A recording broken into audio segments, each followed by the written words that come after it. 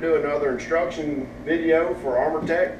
Today we're going to be installing the UC 585 doors, which will go on a 2018 1000 Polaris Ranger.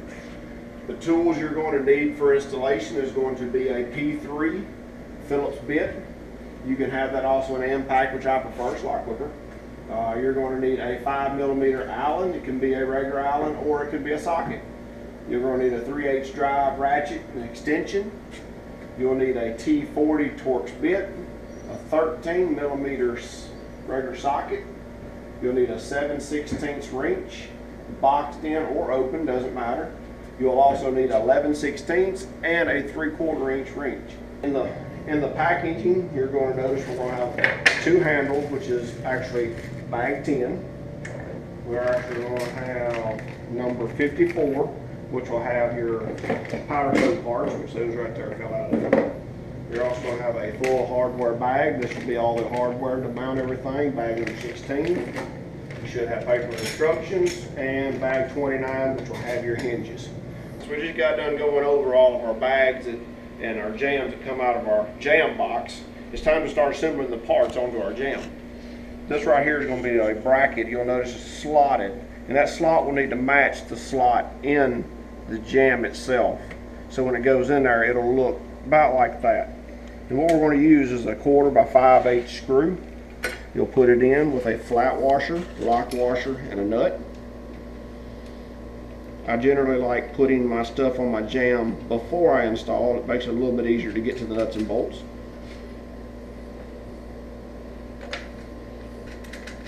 We got that in. And the next thing we're going to do, you're going to find your bag 29. It'll have your hinges in it. And the first thing we'll do is we'll get our hinge. And what you'll notice is we want to use the barrel type of the hinge for the jam. The pin side, we generally will mount it on the door. It'll just help keep from not hanging trash and stuff when you're going through the woods if your doors are not on your rig. So when we put the hinge on, we'll want to have the barrel facing to the lower end of our jam. And by putting it together, again, we'll be using a 1/4 by 5/8 long screw. We'll place them in the slotted holes. We'll put a flat washer, lock washer, and a nut.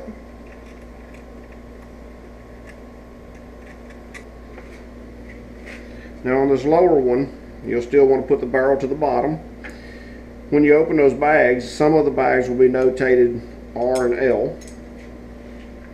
And if you're putting the driver's side on first like we are today, it'll be the left-hand hinge.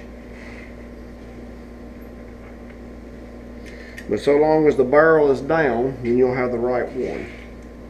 On this particular bolt also catches our bolster bar bracket, which helps strengthen all of your jam to the bike when we get it all fastened. I usually leave everything kind of just loose.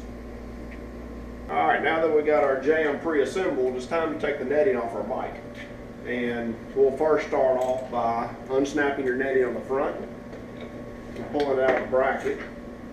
You'll want to remove this from that bolt, which you see we've already have, and reinstall that bolt back into that location. There's going to be a bolt way back in here behind this bolster bar, which is going to take a 13mm to remove. You'll also want to remove your netting from your bolster bar bracket here. Place the bolt back in the location where it came from.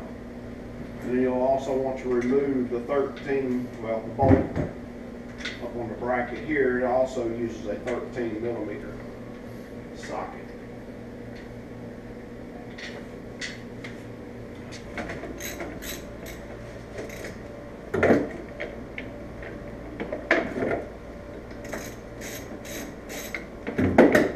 When we remove this little bracket on the bottom, you'll want to keep that bracket for later purposes. If you ever take your doors off, you'll need to reinstall your netting that the factory originally put on there. But for your doors, you got to take that out and then replace these bolts back in the places where they came from. Right, now since we got our netting removed and our jam is already put together for us, since we did that a few minutes ago, time to install this onto our bike. If you'll notice, this bar here has got 2 slots that will need to go under the 2 bolts on the bolster area. That'll slide right underneath there. Then you're going to notice in your bag of powder coat parts, there's going to be a tab with 2 nuts welded to it. And then in your hardware bag, there's going to be some Allen head bolts that will take a 5mm Allen wrench. We're going to put them right up in here and get these started.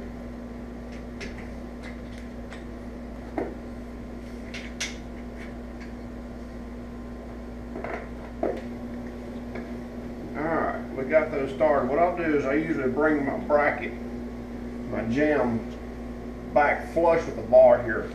And what we're going to do, we're just going to lightly snug these bolts, probably just one on each tab, just to kind of hold it in place.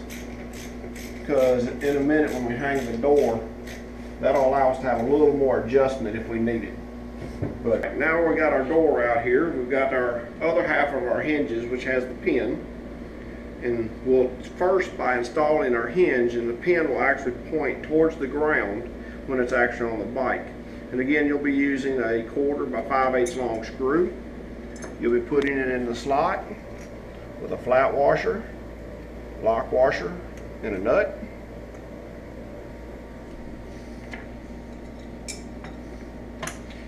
You do the same on your lower hinge. And again, we'll leave these just run up with our fingers. No sense of tightening them just yet. It'll allow us to have some adjustment, so when we get ready to hang the door on our jamb, we can get our door adjusted out correctly. Right now, in our bag of hardware, there is going to be 3 bolts that are used to adjust your push button handle.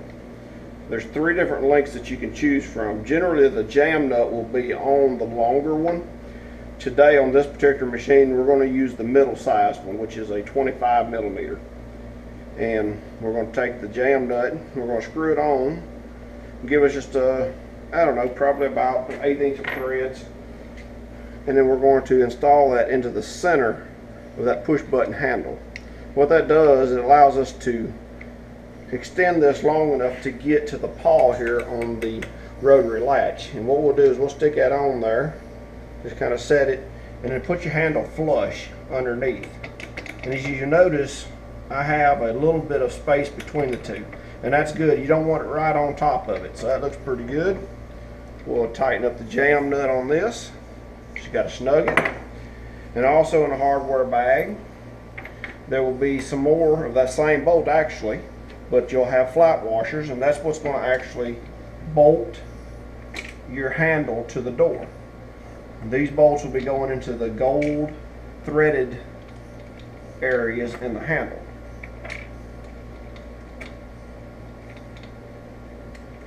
Just get them in there, we'll snug them up.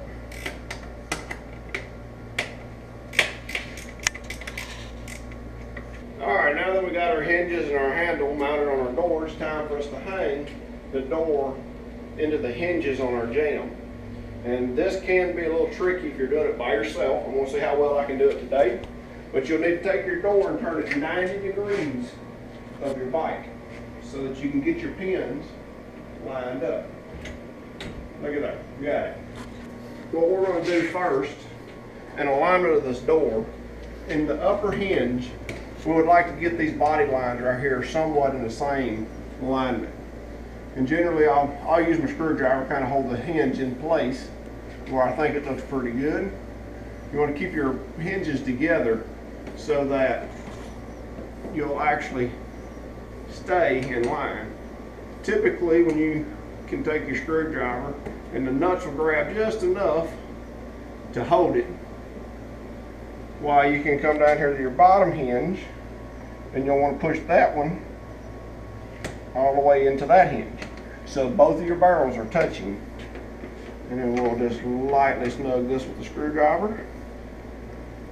It doesn't take much to hold it in place while we're getting it adjusted. It doesn't seem like we see our body line is still stays pretty true. Now we'll adjust our other hinge. This hinge on the door will go in and out to allow you to adjust your door the other direction. And typically I'll start with the edge of that hinge on the back edge of that door. We're going to push that back right about there.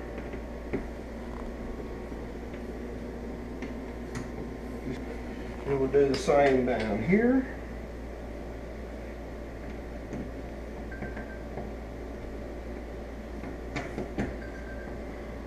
Now what we want to look at here is how much gap we have inside of this. If it's a little too tight, we'll need to loosen these up and bring our door back forward just a little bit. This is usually the first place I'll start my adjustment. We'll pull it back forward a little, and we'll do the top one the same. So let's go to the front of our door and see how well we're lining up with the bar itself. And you'll want to look at your area and your gap around your door and adjust your door to where you look like you're going to get the best landing you can get. So now would be a good time to just get a wrench and snug your bolts up just a little bit. It's time we're going to take this bracket and our striker bolt that's in our hardware bag. Usually I have 2 washers on it. I like putting one on both sides. Those washers are there to give you some additional adjustment if you need to bring your striker in out or bring it out a little bit more. We're going to put that right there. We're going to set it about the center of the bracket. Now the 2 bolts that held the strap on from your netting are removed. We put the bolts back in and left them hanging out a little bit loose. The bracket will slide down over those bolts. And then you'll want to lightly snug this up, for we'll have to adjust the striker to the door in just a minute. And this will just hold it in place till we get to that point. It's time to look to see where this part of the paw is lining up with our striker bolt. And when I pull the door together and sitting inside the bike, it looks like this sits a little bit high for this bracket. And what I'm going to need to do is probably lower my door just a little bit. And we're going to do that on this particular one by doing the adjustment actually back here in the back of the bracket on your back part of your jamb. That's the reason we didn't tighten all these up earlier, because you can loosen this one up and it's already moved. And a little bit of movement here goes a long ways. Now that we're inside the bike, the thing we really want to make sure we get is the center of that line with that bolt again, like I was talking about earlier. And you can adjust your bracket up and down as well as the striker bolt moves in and out. The first thing I do is I locate up and down as far as where does it need to be on height. It looks pretty good right there. We're going to snug that down.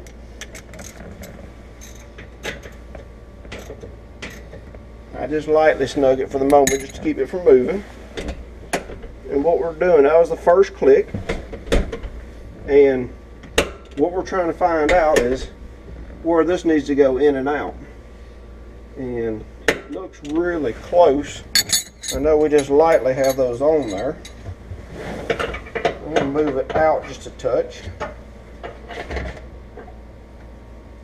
Okay, got those snugged up. See, that was a double click. The jaw came all the way together.